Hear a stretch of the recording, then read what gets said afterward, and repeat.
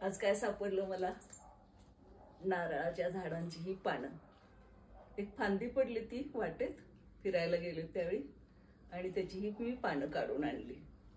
आणि मग लहानपणीचा एक खेळ आठवला, ज्या वेळेला आम्ही हे असे त्याचे चाबूक तयार करत होतो हे, आणि मग ते चाबूक घेऊन एकमेकांना मारत बसणार आहे ना.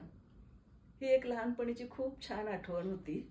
आणि आज हे बघितल्यावर मला आठवण आली ती माझ्या नातवंडांची. म्हटलं आपण पण आता हे घरी घेऊन जाऊया आणि ह्याचे मुलांना चाबूक करून दाखवूया. आम्ही कसं करत होतो माहित आहे का, हे असं मधून काढायचंय.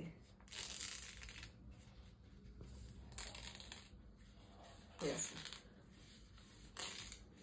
लगेच निघतं आणि व्यवस्थित निघतं पूर्णपणे. तसंच हे दुसऱ्या बाजूने पण असं काढायचं.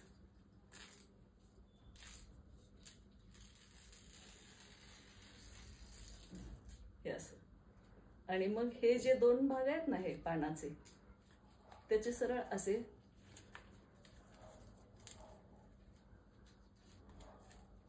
हे असे चौकोनी चौकोनी आपोआपच हे होतातच. म्हणजे आपल्याला काय फारसं त्याच्यामध्ये कष्ट नाहीये. फक्त हे असं जर करत गेलो आपण,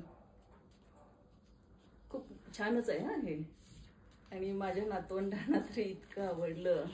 ते करून दिल्यानंतर की नाही, दोघं पण खेळत बसले ते, आणि एकमेकांना ते पण हंटरनं मारत बसले होते. हा मुलांच्या मधला एक खूप छान खेळ होता आमच्या वेळचा. आणि तोच खेळ जेव्हा मुलं परत बघायला लागली, नातवंडही, मुलांना काही दाखवता आलं नाही, कारण नोकरी असल्यामुळं एवढं करायलाच वेळ नव्हता. सकाळी मी 6ला बसला निघायची, आणि मग मी परत येईपर्यंत कॉलेजमधनं मुलं शाळेला गेलेली असायची. त्यामुळं आमची भेट व्हायची ती संध्याकाळचीच. आणि त्यामुळं त्यांना नाही, निदान नातवंडांना, म्हणजे परत एकदा ती दुधावरची साय म्हणतात त्यांना, तर त्यांच्यासाठी आता काय आनंद देता येईल तेवढं आम्ही करायचा प्रयत्न करत असतो. शर्वरी आणि आयुष ही माझी 2 नातवंड. आज त्यांना मी हा व्यवस्थितपणे असा फोल्ड करून त्यांना हंटर म्हणजे चाबूक करून दाखवला. आणि ती एवढी खुश झाली ना, त्यांना खूपच आवडलं हे.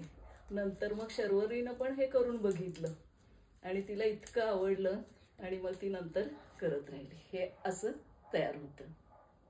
छान आहे ना.